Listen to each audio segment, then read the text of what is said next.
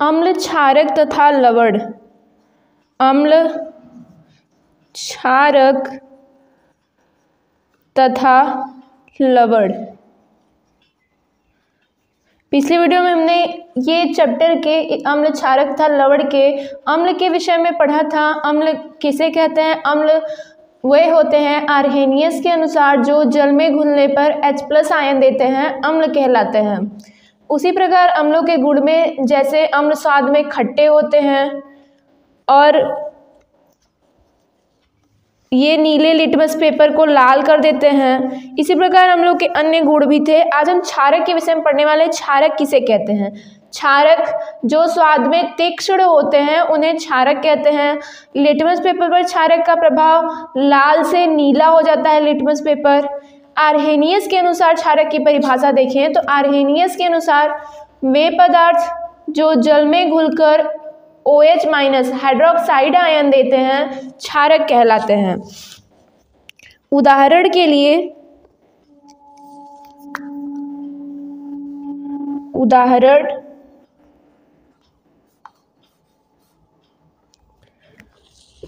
जैसे में NaOH, sodium hydroxide को जब जल में डालते हैं तो यह जल में विलीन होकर OH- आयन देता है, या KOH ALOH का थ्राइस। इस प्रकार अन्य क्षारक कुछ प्रबल होंगे, कुछ दुर्बल होंगे। जो प्रबल क्षारक होंगे वो जल में आसानी से OH- आयन दे देंगे, परंतु जो दुर्बल क्षारक होंगे वो प्रबल की अपेक्षा कम OH- आयन देंगे। तो इस प्रकार क्षारकों के प्रकार में क्षारक के प्रकार। क्षारक दो प्रकार के होते हैं, एक प्रबल क्षारक और दूसरा होता है दुर्बल क्षारक।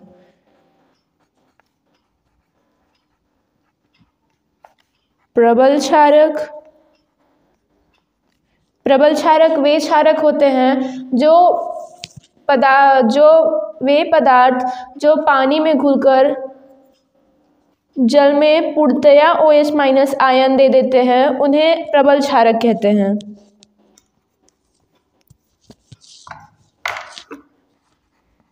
वे पदार्थ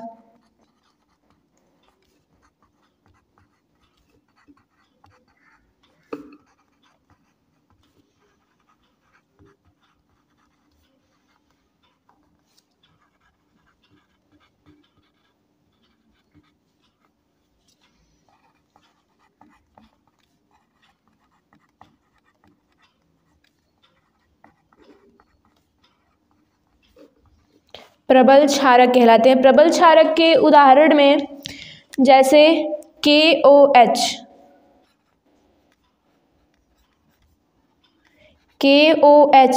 पोटेशियम हाइड्रोक्साइड एक ऐसा क्षारक है, ये एक प्रबल क्षारक है जो जल में घुलते ही OH- आयन दे देता है।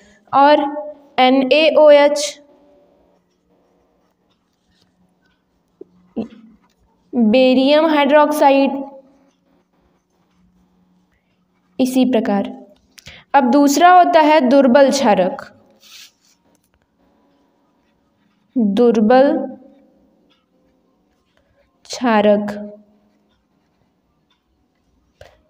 क्षारक प्रबल क्षारक के ठीक उल्टे, मतलब वे पदार्थ जो जल में घुलकर पूर्णतया OH- आयन नहीं देते हैं, दुर्बल क्षारक कहलाते हैं।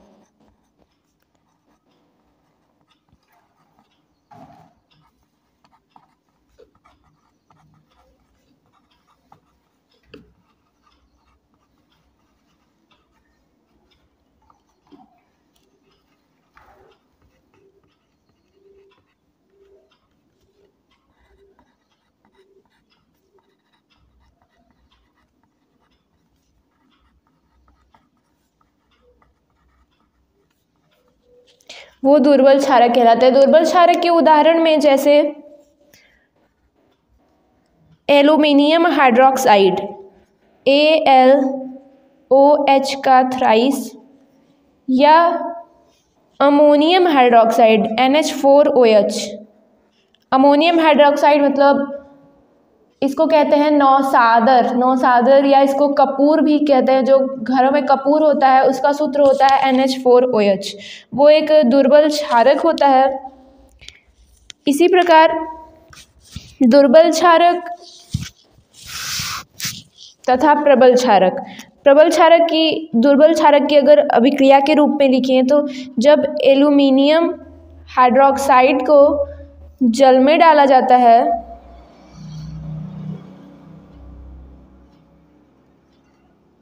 ये विलयन के रूप में है। जब ये विलयन के रूप में पूर्णतया हो जाता है तो इस पे Al पे +3 एक्वस के रूप में +3OH-। ये है एल्यूमिनियम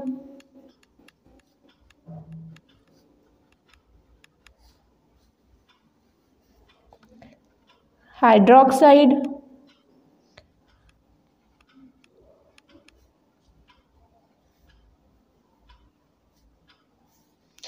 और ये एल्यूमिनियम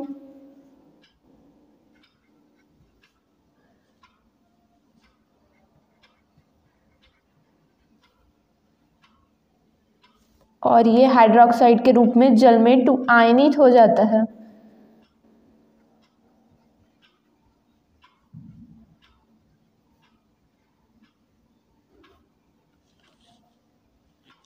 इस प्रकार क्षारकों के प्रकार। अब देखते हैं क्षारकों के भौतिक गुण व रासायनिक गुण। क्षारक भौतिक गुण कैसे होते हैं? जैसे क्षारकों की जो पहले की परिभाषा थी, पुरानी अवधारणा के अनुसार क्षारकों की परिभाषा थी कि वो जो जल में विलेय होते हैं, स्वाद में तीखे होते हैं, कड़वे होते हैं, ये सब भौतिक गुणों में आएंगे। या क्षारक जो लाल लिटमस पेपर को नीला कर देते हैं। और क्षारकों की प्रकृति भी संक्षारक होती है, अम्लों की प्रकृति भी संक्षारक होती है। तो आगे हम क्षारकों के रासायनिक गुण देखते हैं। क्षारकों के रासायनिक गुण में उनकी अनेक या धातुओं से अभिक्रिया या अधातुओं के साथ अभिक्रिया, इस प्रकार अभिक्रिया कराने पर जो हमें उत्पाद के रूप में प्राप्त होता है, इसी क्रिया या इसी गुण को क्षारकों का रासायनिक गुण कहते हैं। जैसे अगर पहला देखें तो क्षारक की धातु से अभिक्रिया,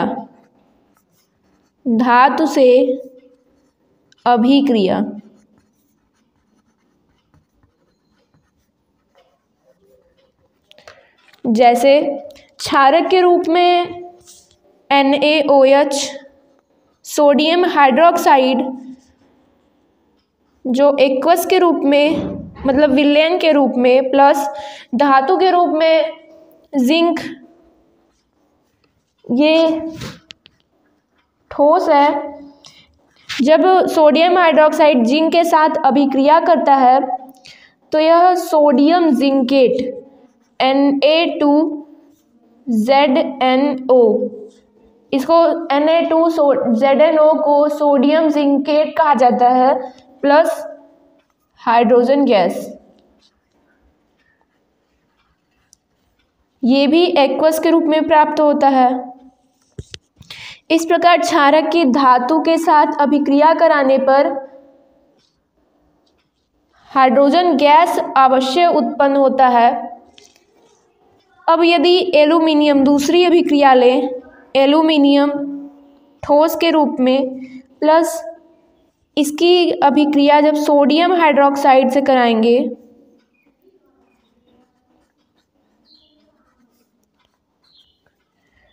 तो ये भी सोडियम मेटा एल्यूमिनेट बनता है, सोडियम मेटा एल्यूमिनेट। परंतु इसके लिए हमें जल की आवश्यकता पड़ती है। तो यहाँ पे बनता है हमारा sodium Meta aluminate, sodium NaAlO2। Sodium Meta aluminate plus hydrogen gas. ये एक्वस फॉर्म में है। अब इन अभिक्रियाओं को संतुलित करना होगा। यहाँ पे एक ही सोडियम, यहाँ पे 2 सोडियम, तो 2NaOH कर दे।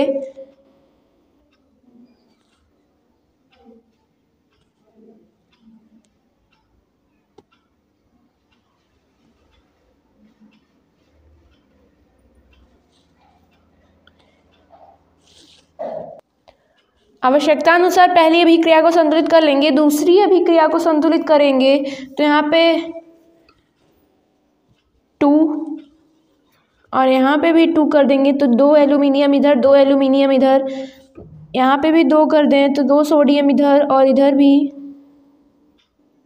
2 दूना 4 ऑक्सीजन, यहाँ पे 2 ही ऑक्सीजन तो यहाँ पे भी 2 कर देते हैं, 2 दूना 4 6, यहाँ पे 3 हाइड्रोजन गैस निकलेंगी।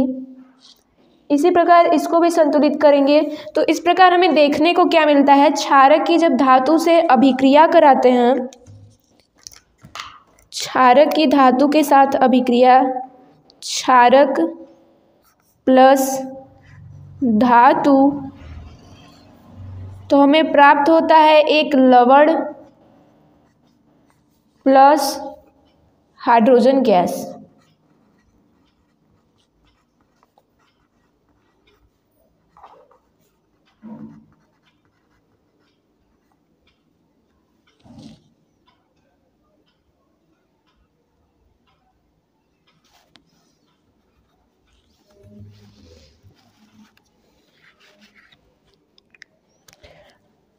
अब इसी प्रकार से जब क्षारक की धातु से अभिक्रिया कराए, अब दूसरे में क्षारक की अधातु से अभिक्रिया कराते हैं। क्षारक की अधातु के साथ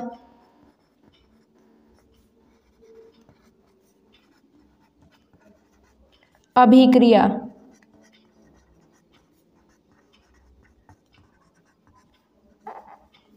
क्षारक की अधातु के साथ अभिक्रिया, जैसे क्षारक ले लेते हैं हम कैल्शियम हाइड्रोक्साइड CaOH का ट्वाइस प्लस अधातु के रूप में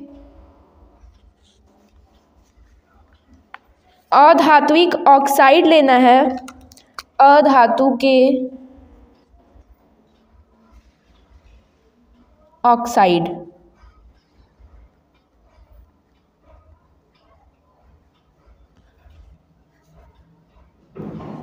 अधातु के ऑक्साइड लेना है। तो अधातु के ऑक्साइड के रूप में जैसे कार्बन एक अधातु है जिसका ऑक्साइड लेंगे तो कार्बन डाइऑक्साइड,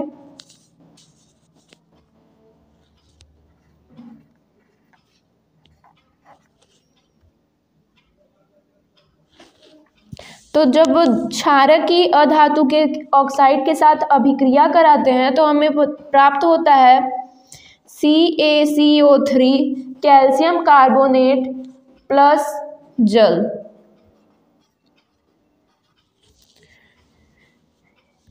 ये एक्वस के रूप में है तथा CO2 गैस के रूप में। जब CaCO3 प्राप्त हुआ वो लगभग सॉलिड के रूप में प्राप्त होना चाहिए, तो ये गैस के रूप में प्राप्त होता है ये, और ये लिक्विड। इस प्रकार जब हम क्षारकों की अधात्विक ऑक्साइड के साथ अभिक्रिया देखें, दूसरी अभिक्रिया देखते हैं, तो दूसरी अभिक्रिया के रूप में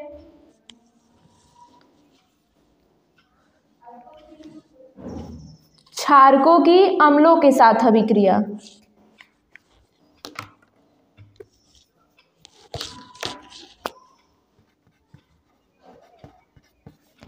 क्षारक प्लस अम्ल।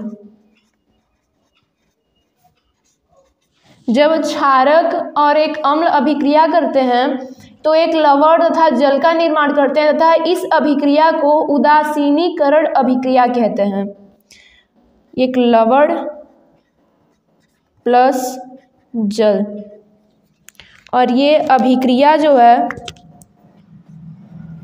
उदासीनीकरण अभिक्रिया के नाम से जानी जाती है।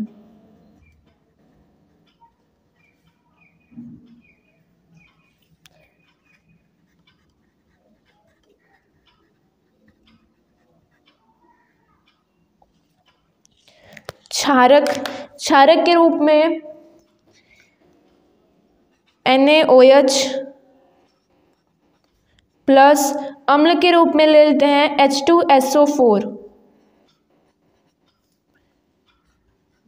तो ये मिलकर बनाते हैं Na2SO4 प्लस H2O। एक प्रकार में जैसे NaOH प्लस HCl हाइड्रोक्लोरिक अम्ल तथा ये सल्फ्यूरिक अम्ल था। जब सोडियम हाइड्रोक्साइड की अभिक्रिया हाइड्रोक्लोरिक अम्ल से कराते हैं तो हमें sodium chloride NaCl plus H2O जल प्राप्त होता है।